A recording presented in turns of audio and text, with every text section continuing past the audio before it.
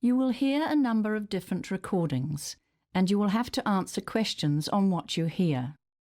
There will be time for you to read the instructions and questions, and you will have a chance to check your work. All the recordings will be played once only. The test is in 4 sections. At the end of the test, you will be given 10 minutes to transfer your answers to an answer sheet. Now turn to Section 1. Section 1. You will hear a conversation between a hotel receptionist and a woman who wants to make a reservation. First, you have some time to look at questions 1 to 5.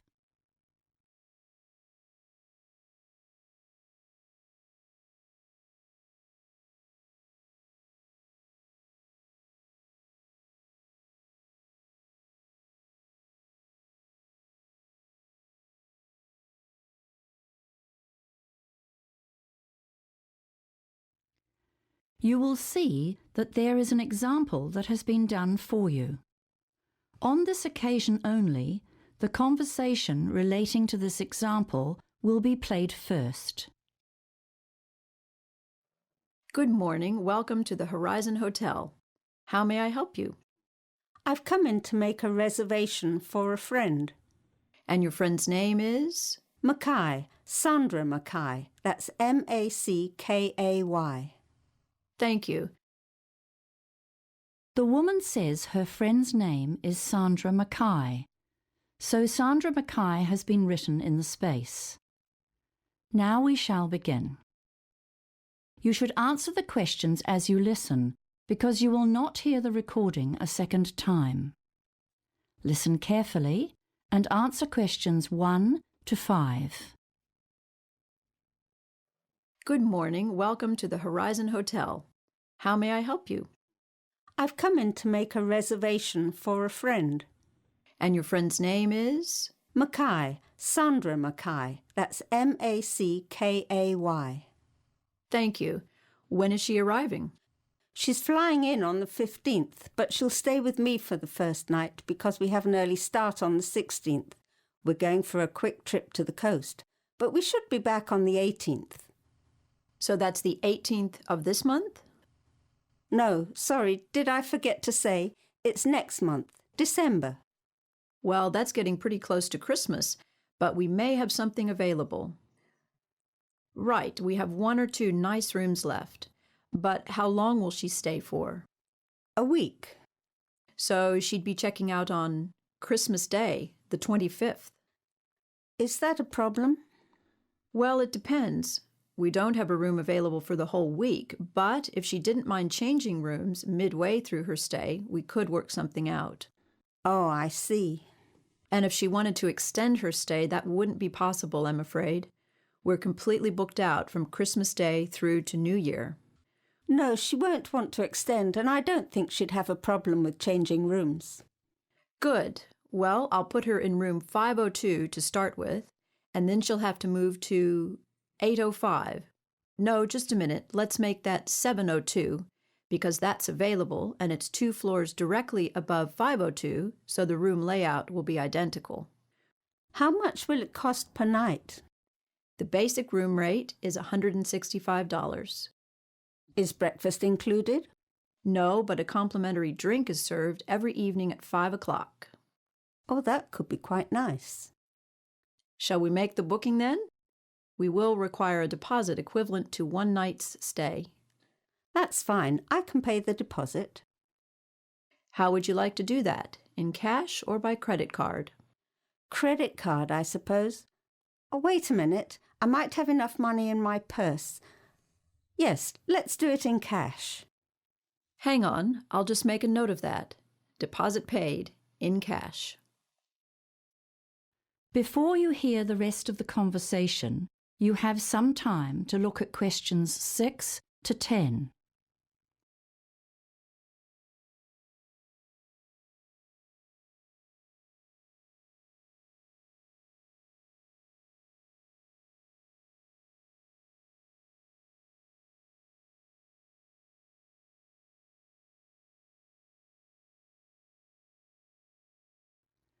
Now listen and answer questions 6 to 10.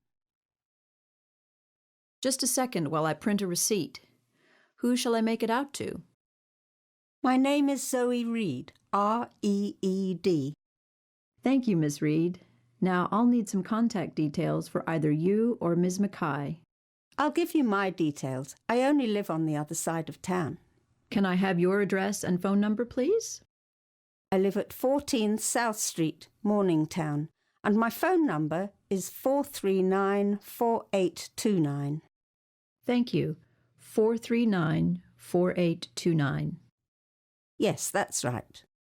Now I'll just print the booking form. If you have any questions or need to make any changes, just quote the reservation number on the bottom of the form. That's it there. AQ459. Thanks very much. Oh, before I go, just a couple of questions.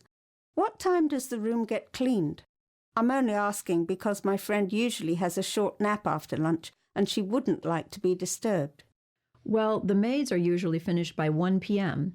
because we have a 2 o'clock check-in time, you see. They come on duty quite early in the morning, so they are sure to be finished in your friend's room by lunchtime. Yes, definitely. I'd say roughly 11 o'clock. Thanks. That's good to know. One more thing. Is there room service for meals?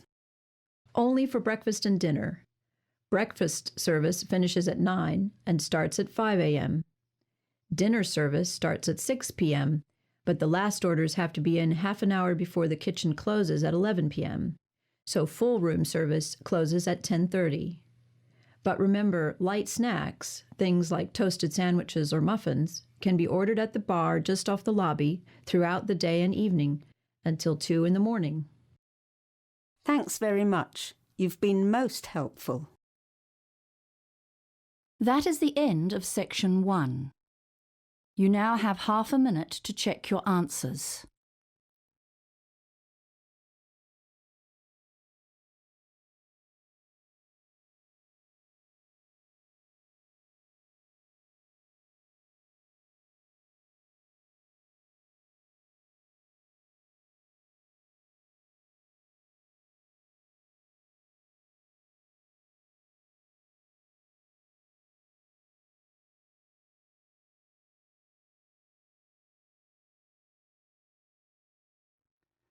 Now turn to section 2.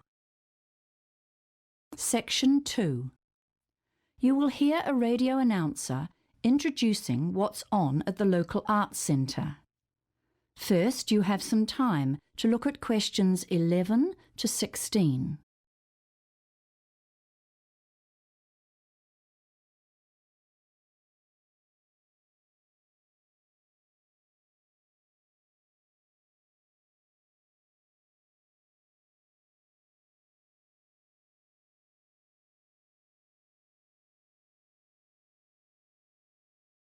Now listen carefully and answer questions 11 to 16. Hello, and thanks for joining me on the art scene tonight, brought to you by your local radio station 2ZG, and made possible by the generous sponsorship of Bertrand's Music and Video Store. Firstly, I want to announce that the refurbished Arts Centre downtown is opening soon, with some spectacular visual art displays and performances that you won't want to miss. In Gallery 1, the Arts Centre will be hosting an extraordinary exhibition of the latest creative works of our regional artists. There'll be landscapes, abstracts, photography, ceramics and sculpture. The exhibition opens on the 4th of March and runs through to the 10th of April.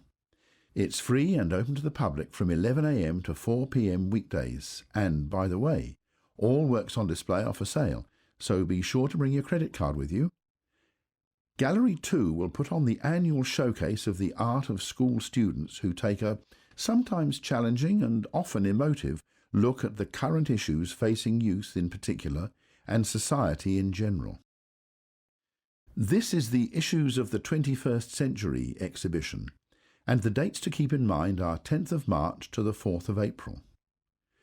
The gallery will be open from 10 till 3 Monday, Wednesday, Friday and weekends. There's no charge, but teachers should make bookings if they're bringing large groups. Let's move on to the performing arts now. Shakespeare season is back again, and this year's production is the ever-popular Romeo and Juliet. Tickets are just $40 for adults and half price for seniors, and there are rush tickets for students at $15. Performances are in Theatre 1 at 8 o'clock every evening. Bookings are essential. The show runs from the 5th of March to the 3rd of April, and there's a possibility of more shows if there's a high demand for tickets. Now, if you like your folk pop with a country twist, you must see Shannon Keel, who is back in town for one night only on the 1st of April, performing for us in the basement. She'll be supported by Ricky Bond's band, which has been touring with her for the last 7 weeks, and showtime is 9:15. Tickets are on sale at the door, just $12.50. Doors open at 8. Coming to the Arts Centre for 4 performances in the showroom is Class Act, a quartet who have captivated audiences with their amazing repertoire of classical music, and who now include top-class cabaret in their programme. They will give matinee performances every Friday in April at 11 o'clock. Tickets are only $14 a single, or better yet, why not get together with a group of 6 or more friends and pay only $12? Before you hear the rest of the announcement, you have some time to look at questions 17 to 20.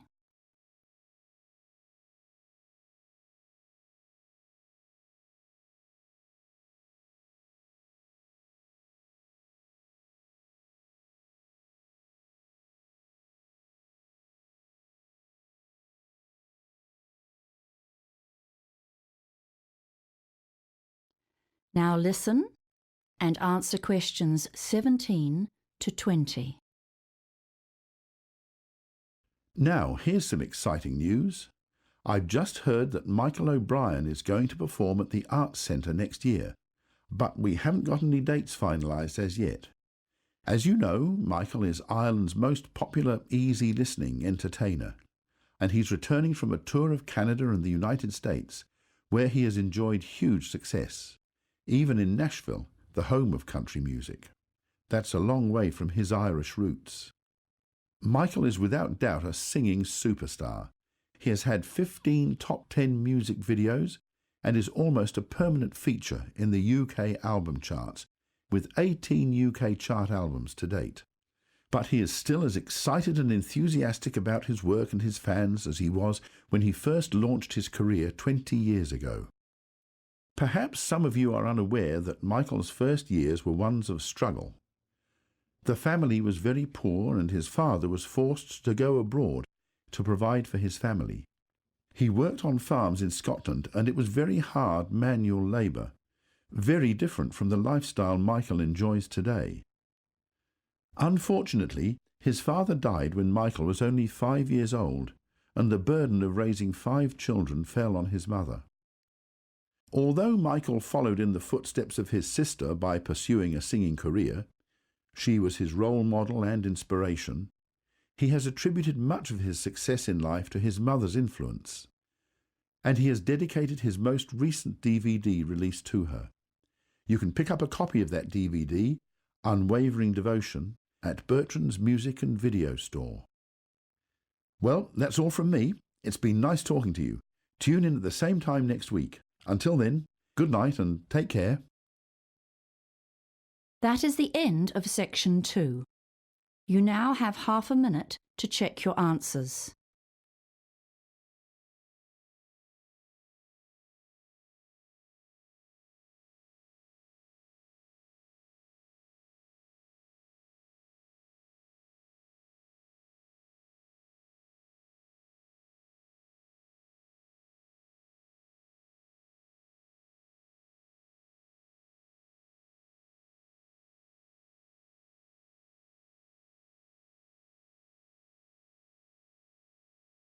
Now turn to section 3. Section 3. You will hear a conversation between 2 second-year students, Steve and Jan, who are planning an assignment together. First, you have some time to look at questions 21 to 25.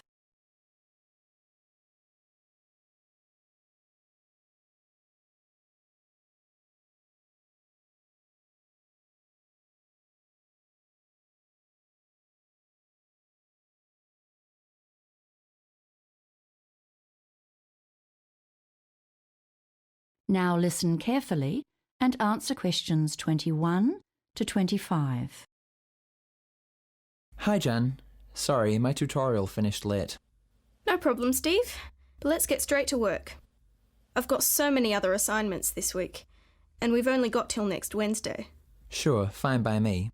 So, we've got to do a combined presentation with at least 20 slides and a recommendation at the end. Is that right? Yes, and then 5 minutes for questions. Oh, right. I'd forgotten that. So, what shall we choose as a topic? I was wondering about copyright or intellectual property law. It's a tricky area, though. Well, I've been doing a bit of reading about digital privacy, and it's actually a really challenging issue now. I mean, the way employers and government departments rely on commercial databases for information on people. Okay, that sounds like it has potential. Tell me more. I can't say I've read much about it. Well, these databases compile information on all sorts of things, not just birth dates and income. They record people's lawsuits and convictions, employment history, credit rating, medical history, a range of statistics and stuff that is often out of date or is only partially true. And they get this information from public records on the internet? You mean it's actually available online? Yes, and that's the problem. We live in such a networked society now. There's so much data on the net and it's really accessible. Often the company employees who compile these databases include dated information or get confused by similar names and list the wrong details for people. I'm starting to get the idea. What kind of things can go wrong? Well, for example, a sales manager was fired because of a background check by a data company which reported that he'd served a jail term. He protested, but his boss still fired him. All he'd had was something minor like a speeding ticket. He suffered an unjust dismissal, plus the stress of trying to find another job. He was out of work for 7 months. I see. Okay, this has really got me thinking now. It's a great topic. Before you hear the rest of the conversation, you have some time to look at questions 26 to 30.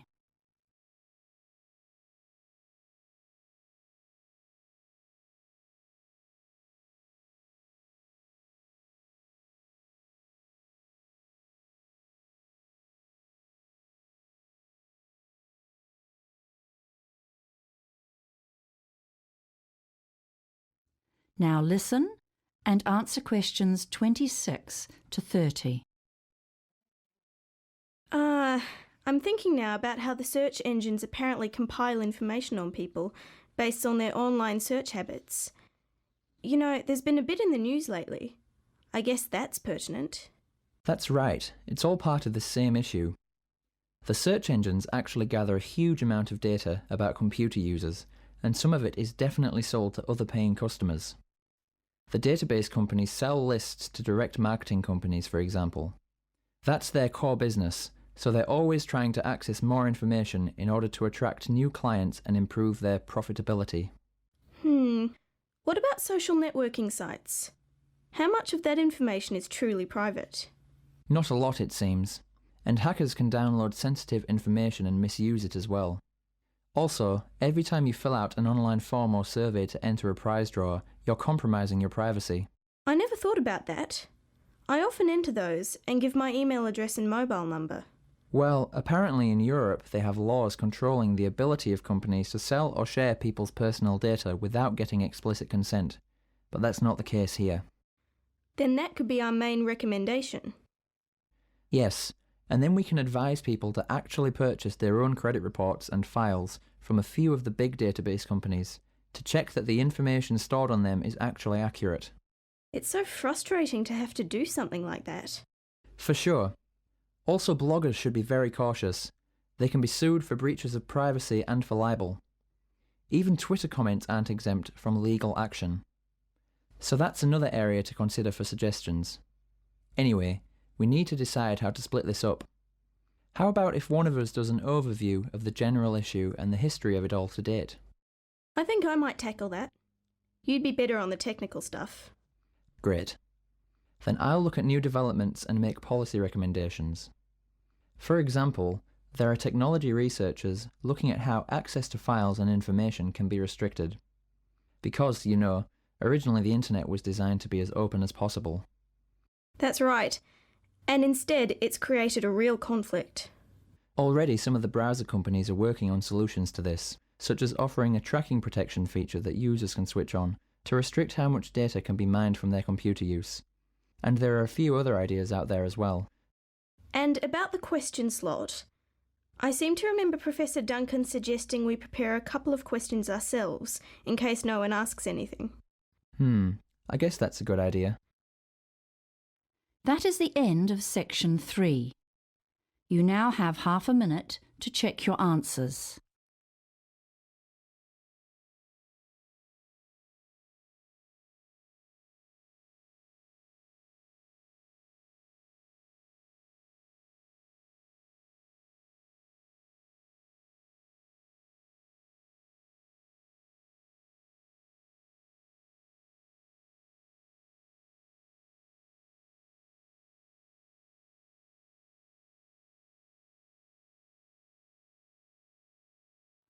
Now turn to section 4. Section 4. You will hear a lecture on the Antarctic toothfish industry. First, you have some time to look at questions 31 to 40.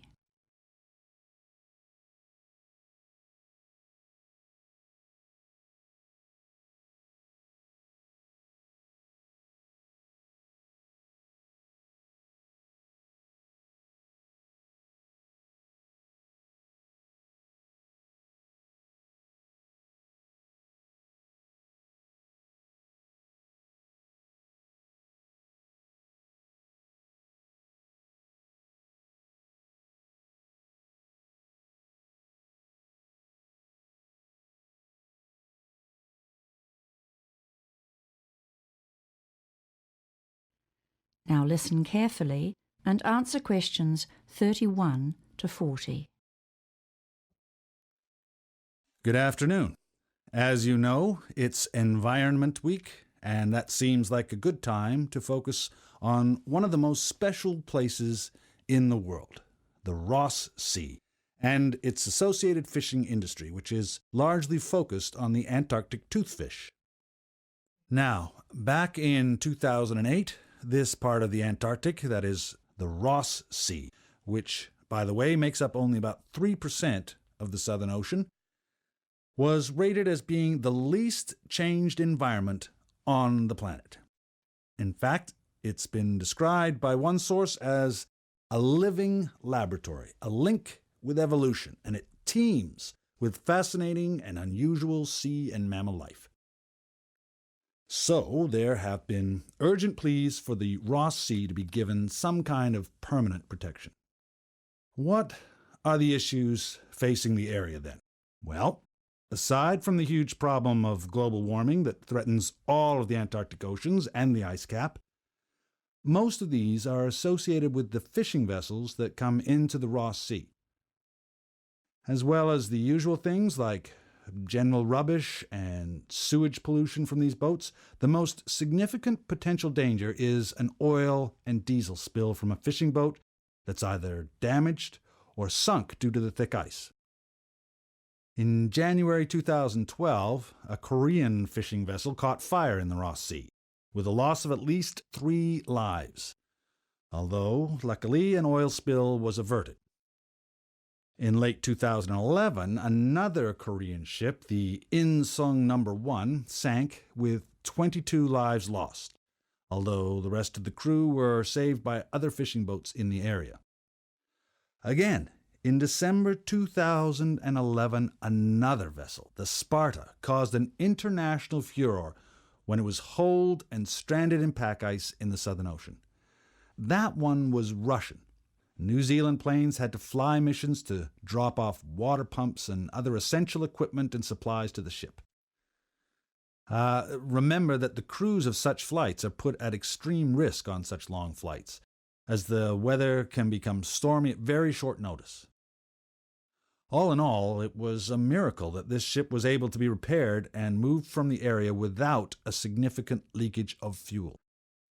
So, apart from the potential for environmental problems from the boats and the danger to fishermen working in this hostile environment, there's also the matter of the cost and danger of providing support in a crisis. And, there's a lot of pressure on the fishing crews to make the most of the brief weather window during which boats can operate so far south. So they tend to keep fishing no matter what the weather is like, which means that errors of judgments are more likely. The officially authorized fishing fleet has a quota, or limit, and each boat is hoping to get the biggest share possible of the total allowable catch. Then, of course, there are the illegal boats. That means the boats operating without permits. They just try to catch as much as possible regardless. And the vessels may not even be in a suitable condition to be operating in these icy southern waters. Consequently, a key issue is the decimation of the species. Now, how much do we know about this particular fish? The Antarctic toothfish inhabit very cold Antarctic seas, usually between 200 meters to 2 kilometers deep. They are large creatures, rather ugly, and they are slow growing. Although they live up to approximately 50 years, it seems they only reach sexual maturity after about 16 years. Also, very little is yet known about their life cycle. Things like where they spawn, or what happens to the young ones before they're ready to breed. We do know that the adult fish are near the top of the food chain, but we need to know much more about the juvenile forms. Things like what they look like, where they spend those early years, and what sort of predators go after them. Okay. So the fishing season in the Ross Sea spans December to February. It's estimated that close to 3,500 tons of Antarctic toothfish have been taken annually since the fishery opened in 1996. This represents approximately 100,000 fish per year. I must add, though, that in the last couple of years, overall catches have been reduced due to overfishing and the decline in total fish numbers. Now, there's no record, of course, of the numbers of fish caught by illegal fishing boats. Those in the Antarctic toothfish industry claim that the short fishing season and the difficulties faced by the boats in this inhospitable climate provide their own natural limits on fishing. They say that the industry is concerned to preserve fish stocks, and they assert that with careful management and monitoring, the fishery is sustainable. However, others dispute that this is the case, especially given the distances involved and the difficulties faced in trying to manage and monitor fishing boats in such a remote location. In the Ross Sea area, conservative estimates suggest that fish stocks have declined by about 20% over the past 16 years. But in fact, there is not enough accurate research to support such claims. The figure could be even higher. Leading scientists who specialize in this issue are calling for a Marine Protection Area, or MPA, with a total ban on fishing. But so far, this has not been achieved. Right, so that's an introduction. Now let's watch a short video before we discuss your next assignment. That is the end of section 4. You now have half a minute to check your answers.